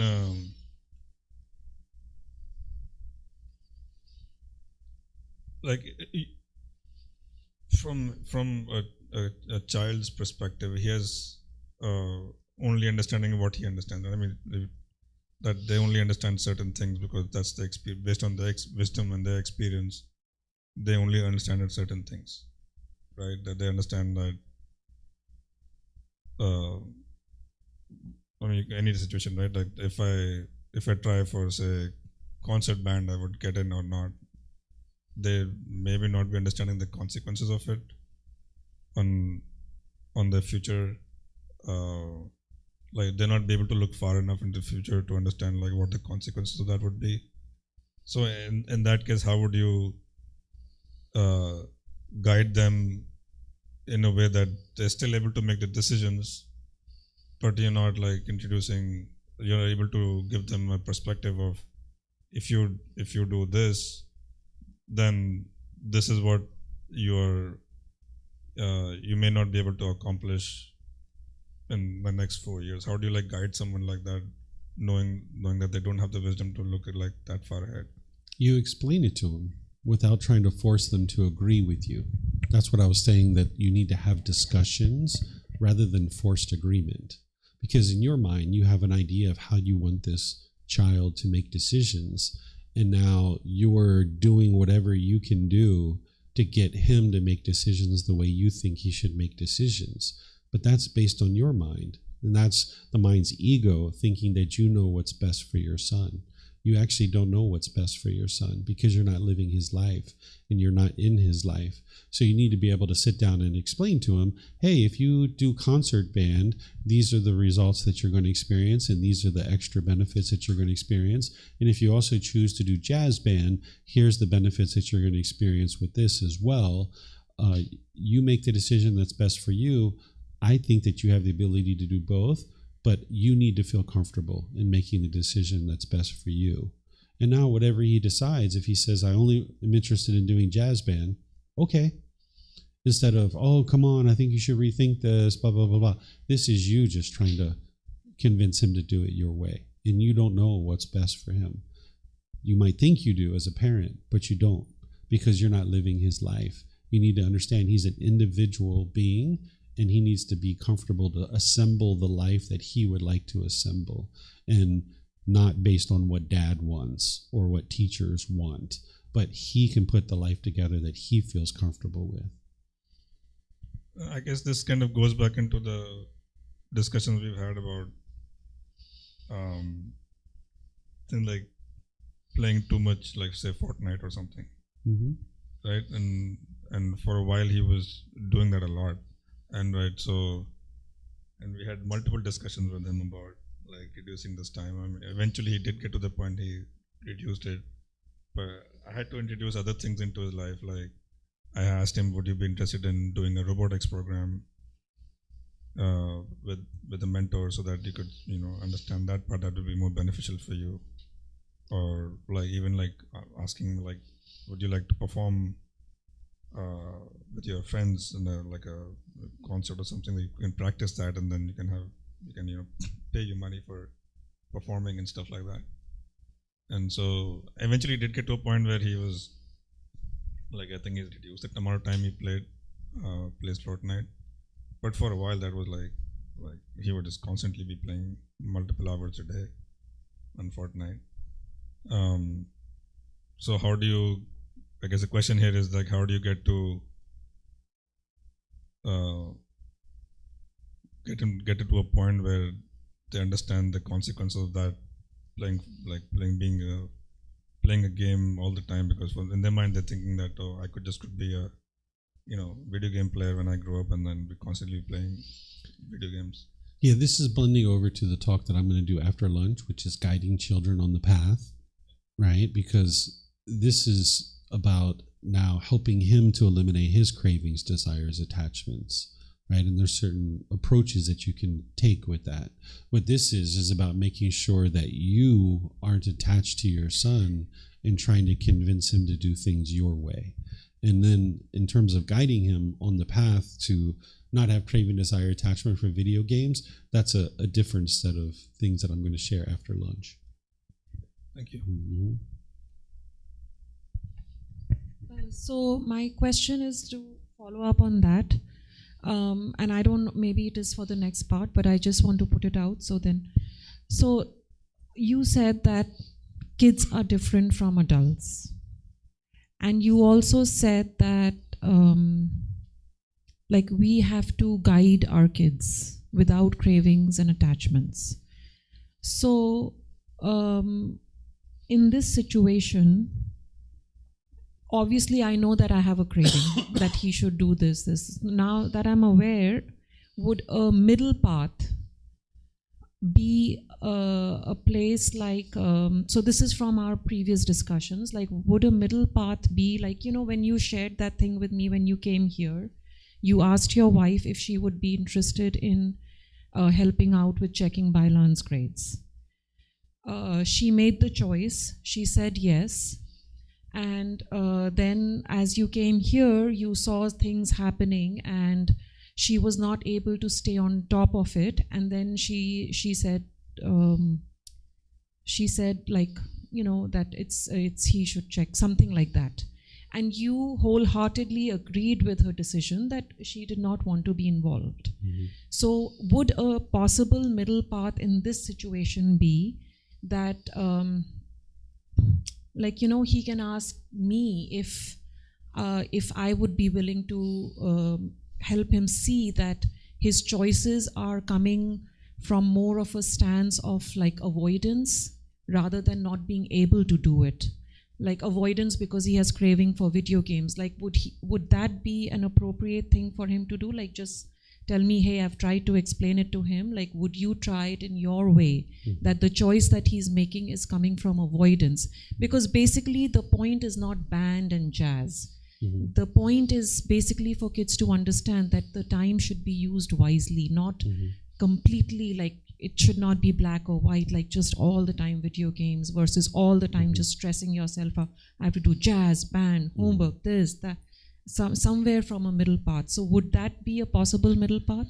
No, the difference here is that you guys have in your mind what you want your children to be and what classes you want them to take, what extracurricular activities you want them to be participating in, and now you're trying to convince them to do that. That's not what you're interested in. That's what you guys are doing. That's not what me and my wife do. So, for example, my son was playing football, soccer for a period of time, and we were purchasing in these packages, which was like 10 lessons at a time, and he was going to play soccer, and we bought him, cleats, and we bought him goalie gloves because he was playing goalie and all this stuff, and he's been playing for many years now, and he really enjoys it. He's been playing many times, but at a certain point he said, you know what, I don't want to play football anymore. I want to play basketball, and I would like to play basketball. I'm going to stop playing soccer. And we said, okay, up to you. Would it be possible for you to just finish out the package because you have 3 more classes? Can you just at least finish that so we can get our value for our money? And he's like, yeah, I can finish my extra 3 classes, and then I would like to switch and play basketball. We said, okay, we'll support you in doing that, and now let's look at a package to play basketball. So we weren't going to try to force him to stay with football or soccer because he'd made his choice to change to something else. What you guys are doing is you're saying, I want him to play band, and I want him to do I want him to do concert and jazz, and now you're trying to convince him to do that. Instead, you need to be able to let him make the choices for himself while teaching him that he needs to balance his time and not play video games excessively. But you need to also understand that that's somewhat subjective too, that you need to be able to look to see, is he becoming discontent with his playing of video games? Because you can play video games and you can actually play them extensively and still not be attached to it. It's possible to do that. You guys need to be able to see, is he becoming discontent, and then help him to eliminate his attachment. But when you guys are coming up with the idea of what you want him to do, and then you're strategizing between the two of you to be able to convince him to do it that way, and maybe even involving a teacher to convince him to do it, that's you guys putting your expectations on him. And eventually a child is going to bend to those expectations. They're just going to adopt what their parents want them to do and what their teacher wants them to do. But now if you end up doing that enough, they make all these decisions based on what their parents want and what their teachers want, and they're not really living the life that they're interested in living. And now they feel very bored, they feel very lonely, they feel maybe even depressed that they don't like the life that they're living because they've only kind of maneuvered themselves into these different activities because that's what their parents want or that's what their teachers want. So like our son, if he'd like to play football, if he'd like to play basketball, if he'd like to play no sports at all, he'd like to do art, okay, that's up to him. He can do whatever he'd like to do. We don't have any preconceived notion of what he should or shouldn't be doing, and we're not trying to steer him towards that. You are trying to steer your child, both of your children, towards certain things, and you're trying to keep them in those activities because you want them to get into a good college, and now you're trying to convince them to stay with those things just so they can get to this good college, get a great degree, and now they're getting a good job. And people have been taught that this is what parents do. But that's not the wise way to do things. You need to be able to guide your children and talk to them and let them make the decisions that's best for them so that they can enjoy the life that they're putting together and that they're assembling for themselves. And they learn to be confident in their decision making. Because if you get them used to just bending to your expectations, then they're going to do the same thing when they get older, that when they have a life partner or they have a boss or something like this who's putting their expectations on them, they're just going to bend to those expectations and just do whatever those people want instead of creating the life that they truly enjoy for themselves. So I understand you guys would like to see your children do wonderful things in the world, but you need to learn how to guide and not how to guiding, meaning not guide them to your decisions, that what you want, but guide them into wise decision making and let them make their own decisions. So at this point, because they're older now, like it was not like, so supposing football, basketball, art, but like what if it's nothing? Because they haven't explored it. Mm-hmm. And they just play a video game. So at this point, I guess if we, so this happened in ski week actually. We had a 1 week break, mm-hmm. and Aryaman was very discontented after the week ended. And I told him that I think that one of the reasons is that the whole week you have done nothing but play video games. In fact, he did not even come out for an outing with me. And I told him that, maybe like try to make different choices, because if you just keep doing this one thing, it just kind of like does not, it just becomes too much for your brain. And that's why he's just crying and being angry and frustrated. And, but I guess we have to let it go like that. Like we don't do that enough. Like I don't know. So what you just said is more guiding. It's helping him to cultivate wisdom about decision making, rather than trying to convince him to make a certain decision, right? But you were giving him guidance like, hey, if you just do one thing a lot, then this is not the middle way, and you might consider doing other things besides playing video games. That's giving him wisdom that he can now cultivate and make wise decisions and apply it in all parts of his life. But when you say, I don't think you should be playing Fortnite, you should be playing the drums, and if you're not playing the drums, this isn't good for you, and I think you should be playing the drums. This is trying to force him in a certain direction, where what you just said is more general guidance, and now it's teaching you how to make wise decisions, and he can apply that in multiple parts of his life. And that's what you would like to be doing, rather than pushing him towards a certain activity that you think is best for him. It's just very hard to do this. It's just very hard to do this. That's your attachment. And especially when the thing is life-changing. Like, like this 1 week, I know it's not going to be life-changing, but if this happens in high school, this can be life-changing. Yeah. Like this can, like the grades fall, then that's life-changing. It literally cuts down. So it's just very hard for me personally. I have a suggestion. If I hold on. Let me finish here. So it's you need to be able to practice the Eightfold Path, and by practicing the Eightfold Path, that's what's going to train your mind to let go and eliminate your craving, desire, attachment. You're not fully practicing the Eightfold Path because you don't know what it is right now. And then you also need to do the things that I'm talking about here, which is contemplation of death and these kinds of things. That's what's going to knock down your craving, so that the more you knock down the craving, now you can actually make wise decisions in order to be able to guide your children. Okay? So if you have a question for me, let me know what your question is. But in class, it's unwise to teach another person because they haven't asked you anything. Because it sounds like you're getting ready to give her a suggestion, which that's not something you would like to do because that's unsolicited guidance. But if you have a question for me, I'll answer your question. I don't. Okay. All right. Yes. I like what David just mentioned is like really resonated with me. I grew up in like Asian, like in China, and I like my parents make all decision for me, and until like I go to the college, and all like my young age, I feel like it's just no strength. It's like I'm really weak, because I don't have any options to make a decision, and as you say, it's like so bored. Like I feel so bored. And no interest in doing anything. It's just, okay, whatever parents ask me to do, I will do it. Get a good grade or whatever they want. And then trying to fulfill their desire or their needs. And also, I think in high school, I have a laptop, a computer first time. And then I start to play video game like every weekend, a little bit. But like my parents found it and then disassemble the computer.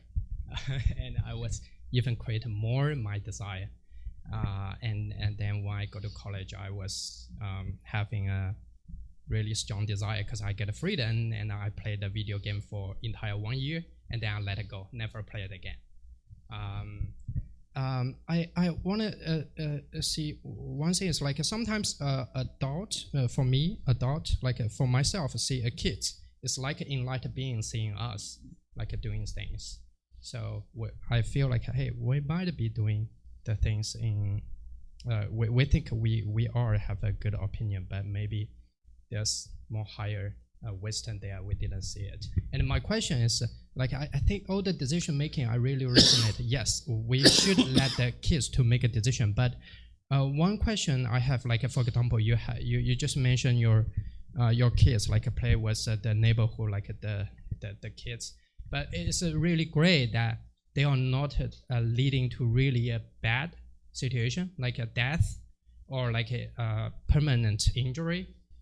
But like a see example is there's some cases you see, oh, those gangster people and hang out with your kids, and if you don't stop it, it's like they might be someday they just kids just die or get some addictive to some drugs or whatever, like it's kind of causing permanent results.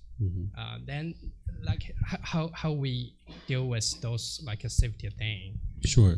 So the Buddha teaches that the role of a parent is to restrain your child from evil, right? So a child lacks wisdom. They don't have certain wisdom about the world, and they could potentially be doing things or headed towards things that we see that is definitely unwise, where we still can't force them and control them, because if they're interested in taking substances, they're going to do that, right? But if we see them headed in that direction, we can talk with them, we can discuss with them, we can educate them, we can help them see how unwise this is. And there's many ways to be able to do that. So stepping back and letting your child make their own decision doesn't mean that you just let them go snort cocaine in their bedroom, right? That's not what this is. That's what the mind basically sees, is it sees this controlling behavior where we're trying to control and put expectations on our children, or we're all the way on the other side where we could care less what they do and they're snorting cocaine in their room and we just don't care. That's not what the Buddha is teaching you. You need to be able to come to the middle where you learn how to guide your children into making wise decisions, and where you see them making unwise decisions, that you talk with them and you discuss with them. Oftentimes what we're taught is to punish our children, right? And that's not what's going to lead to improved results for them. We're really headed towards the next discussion that we're going to do after lunch, but you need to be able to practice this middle way where you can guide your children. You're not punishing them, but you're helping them to cultivate wisdom about wise decision making. Because when you understand craving, desire, attachment, and that's what's causing all the difficulties in one's day-to-day life, you understand that you need to be able to eliminate these cravings, desires, attachments. And there's really two ways to do this. There's cutting it off and letting it go, which is what you guys have learned a lot about as part of these courses and stuff like that. But there's also fulfilling a craving, desire, attachment. There's fulfilling it and actually doing it. So if I was always longing, yearning to go to the Philippines, and I really want to go to the Philippines, I can either cut that off and let it go, realizing I don't have money to travel to the Philippines, or I could just go and explore. And then I've been there, done that, and I don't crave for myself to do that anymore. But you just got to watch over the mind, because next thing you know, you want to go to Beijing and Tokyo and all these other places, right? So you need to like keep your cravings down. So for a child who is making a choice to do different things, part of what they're doing is extinguishing their cravings. So my son playing football or soccer, for example, he played that for many, many years, from like the age of 4 all the way up to age 12. He played football, he played soccer, and he really enjoyed it. He had a good time. But now he's like, you know what? I'm not interested in playing that anymore. I would like to play basketball. Okay, so he no longer, if he had a craving, he no longer has a craving to play soccer. But now maybe he has a craving to play basketball. Because obviously this kid's not going to probably play professionally. I don't know that, but it doesn't seem like he's going to play basketball professionally. So, okay, you would like to go play basketball? Go play basketball. But if I was to try to force him and control him to play soccer, football, and I was like, no, you've been playing all these years. We bought these cleats. We bought these gloves. We invested in lessons. You've got all these clothes for soccer. You've got to play soccer. And I tried to keep him and force him in that. Then he never gets a chance to go play basketball and extinguish that craving. And now he has that in his mind, and he's got all this discontentedness in his mind, right? So you need to be able to allow these beings to make their own decisions, and you just support them in those decisions. And now that's what's going to help them to now explore the world and see what is it that they truly like and what are the things that they don't like about the activities in the world. And now they can choose for themselves, and they can assemble a life that they feel good about. Whereas if parents are trying to control their children to do things a certain way, the life that they assemble for themselves, they don't really like it. And they feel mundane and bored and unmotivated. And now, not only do the parents try to convince the child to do a certain activity, but then the child doesn't really want to do that activity. And now the parents are going to try to force them to do it. You're not practicing enough. You need to do it this way. You need to do it that way. You need to do it this way. It's a constant struggle. It's a struggle to try to convince them to do what you want them to do. And then it's a constant struggle to try to get them to practice in the way that you want them to practice and perform in the way that you want to perform, where you can avoid all of this by just letting them make whatever decision that they would like to make. I didn't force my son to play football. He chose on his own. And the way that it's set up in Thailand is the football club, they meet on Friday, Saturday, Sunday, and Monday. And the children can come to any day that they like. They can come to 1 day, 2 days, 3 days, or 4 days. It's really up to them. So our son knew that these are the times that football is happening. And whenever you would like to go, you just ask mom and dad a few days ahead of time, and we'll make arrangements to take you to play football. So he would make his own choice, not only about what sport to play, but when to go practice too. He would make his own choices. And now he's doing the same thing with basketball, that there's certain days that they play basketball, and he just lets us know when he would like to go.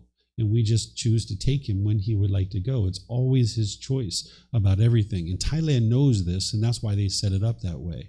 Where here in America, they kind of have set schedule that you have to be there twice a week at this time. And if you don't show up for practice, you can't play on the team. It's not that way in Thailand, because Thailand understands impermanence, and they understand people need to make their own decisions. So we need to be able to let the people around us make their own decisions, because part of what they're doing is extinguishing their cravings, desires, attachments, which is actually going to be helpful for their mind. But because you guys live in a society that doesn't understand this, you kind of have all these people that are doing things differently than what I'm saying. What I'm saying probably sounds very strange to some of you guys. It might sound very weird, the idea that you could go to practice whenever you want and you could still play in the game. Yeah, why not? You can just play whenever you want. And the coaches understand that sometimes you can come and sometimes you can't, and they're okay with that. That's the impermanence, right? But that's not the way things are structured here. And when you live in a society of people that are operating through craving, desire, attachment, you feel like you're kind of locked in, and you start doing things the way that people do it around you. So the Buddha's teaching you this better way of life. I'm sharing with you this better way of life. And it doesn't exist here in the US, and everything that you guys have around you is structured in a way that's oftentimes based in craving, desire, attachment. I mean, you guys have businesses here that pride themselves on it's the same exact experience every time you go to this restaurant. You guys probably know the restaurant I'm talking about, that they pride themselves on having the exact same experience. It's the same burger, the same sandwich every single time you go to every single place. That's what their whole mission is. So it's kind of like this cookie cutter approach, and your mind gets conditioned to think about doing things exactly the same way as everybody around you. And you've got to be able to break through this and see this better way of life, which is going to sound very different and very foreign for some of you guys having not experienced this. The idea of letting your child just make whatever decision they would like to make and get into whatever college that they would like to get into, that maybe sounds odd to you, right? But you want them to be in this top school, right? Well, I don't care what school my son goes to. It doesn't matter to me. Whatever school he chooses to go to, that's what school he goes to. It doesn't matter. He might not even go to college. That's fine too. I'm completely fine with that. Doesn't matter to me. It's his life. It's his decisions. Not everybody's going to go to college, right? But when you're around people who maybe have a certain income, a certain wealth, and everybody's kids getting into Stanford and UC Berkeley and Yale and all these different places, and you're trying to compete with everybody, and you're trying to get your kid in there too, now you'll put pressure on yourself and you'll put pressure on your kids, and it's not a good way to live life. Let people make their own decisions.